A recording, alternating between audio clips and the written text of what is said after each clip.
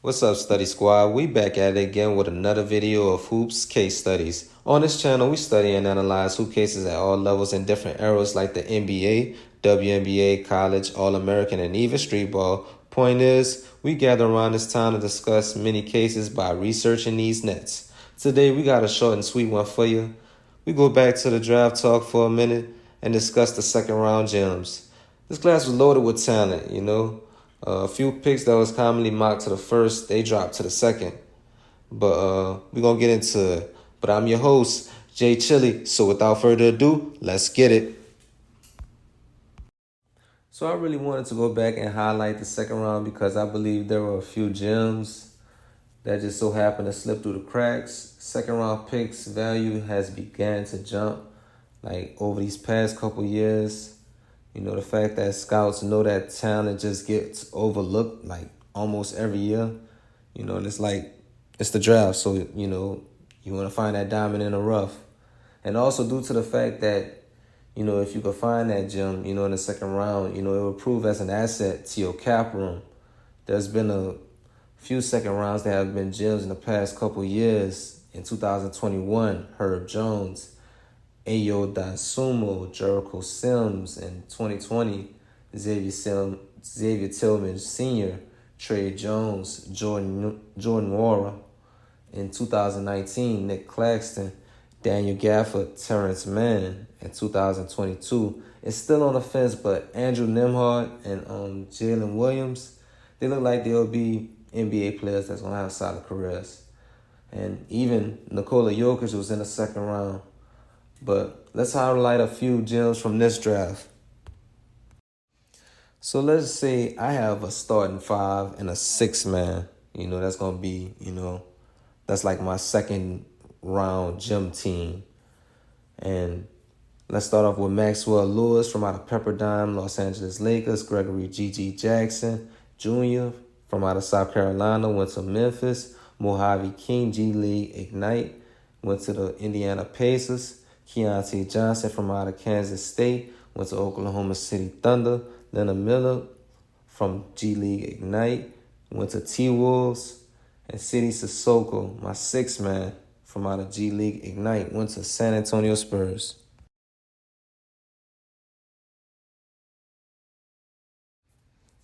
All right, so let's start off with Maxwell Lewis. 6'7", 7-foot wingspan, went to Los Angeles Lakers.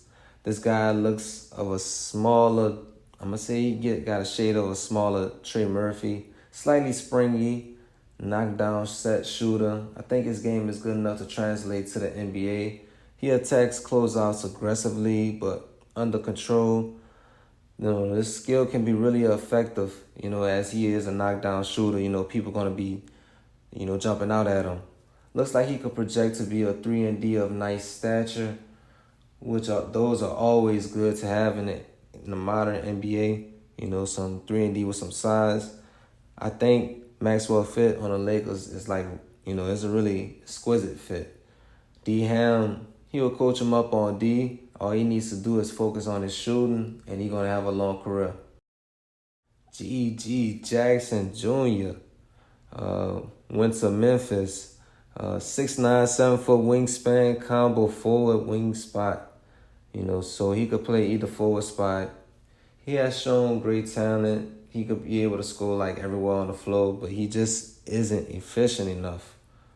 Not the highest IQ and isn't much of a playmaker at this moment, but he provides a lot of versatility, as a positional player, especially as a defender, Definitely a boom or bust pick. He's still very raw. He's still young, 18 years old right now. So he's just raw. Over the years, we'll see if he can, Memphis can polish him, but he'll have a lot of work that has to be done with him.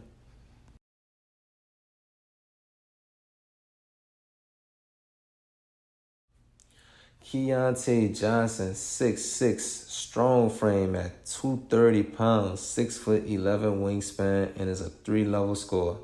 He dropped dramatically due to medical heart conditions, concerns at his age. But this guy has a solid game on him. He could withstand the NBA physicality for sure. He's a strong defender. Ball handlers will have problems going past him due to his strength and lateral quickness. Should be able to guard 1-4 with his size, powerful 2-foot leaper that could catch lobs. Needs to work on his handle and playmaking a bit more. He's a specialist at, the corner three. I could see this guy being productive in the league. He looks like he could be a shade of P.J. Tucker, a more athletic P.J. Tucker. But I see him having that type of career arc. Mojave King, 6'5", 6'8" wingspan. Not the best statistics at G League Ignite, but shows the skills and has the tangibles to be effective.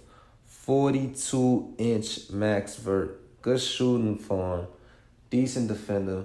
He makes some just instinctual plays on D. Not much of a shot creator or playmaker. He does have the potential to be a productive 3-and-D, and is a smart cutter. He could just find cracks in the defense when they have their backs turned. If he could put it all together, I could see this guy as one of those players that, play for a lot of teams because his services will always be in high demand. He have that size and just those tangibles.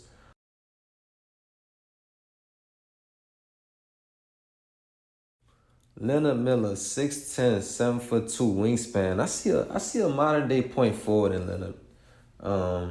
Right now, he's just super raw. He's just a raw talent. He needs a ton of polishing. Great touch and finisher when he around the rim, can provide secondary rim protection. Also could handle the ball in transition and could offer versatility as a defender, guard 1-4s and a few fouls. I like the fit for the T-Wolves because he could play off of Gobert, Cat, or Reed if either one of them run a center. Miller Rose should not be on a perimeter because he's not the best shooter or the best ball handler. In Miller's first couple years, he needs to establish himself as a defender because he has the talent to do what only a few others could do on that side of the ball. Lastly, my sixth man, Sidy Cissoko, 6'7" height with a 6'9" wingspan, 220 pounds. This guy plays like a wrecking ball, a complete tank. I see this guy also providing positional versatility on offense. He could be your 3 or your 4, that combo forward spot. And on D, he can guard 1-4s and also some fouls. Straight line driver and is a havoc on fast break.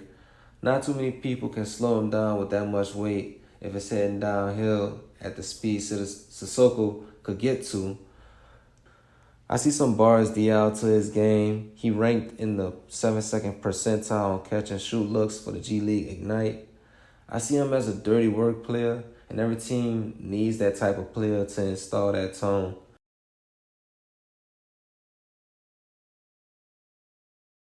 So in conclusion, second rounds, they're becoming more and more valuable now. We see good players getting traded for them as well, and Bradley Beal, Obi Toppin, Grant Williams. Now the most likely scenario is that second rounders don't stay on the team that drafted them, but the goal, in the second round, is to get good enough production and extract value as early as you can at a highly cost-efficient contract for the time he's on the team. These are the players I think that have the most potential to, carve out a long career based on their tools and their skill sets. In the NBA, it's a hill to climb up because it just takes the right development and the opportunity to just align and to show for, that playing time. But like I said, it's your host, Jay Chili. Make sure y'all let me know what y'all think in the comment section. And if you like this content, give me a like, subscribe, and just like that, I'm signing on out. See y'all on the next one.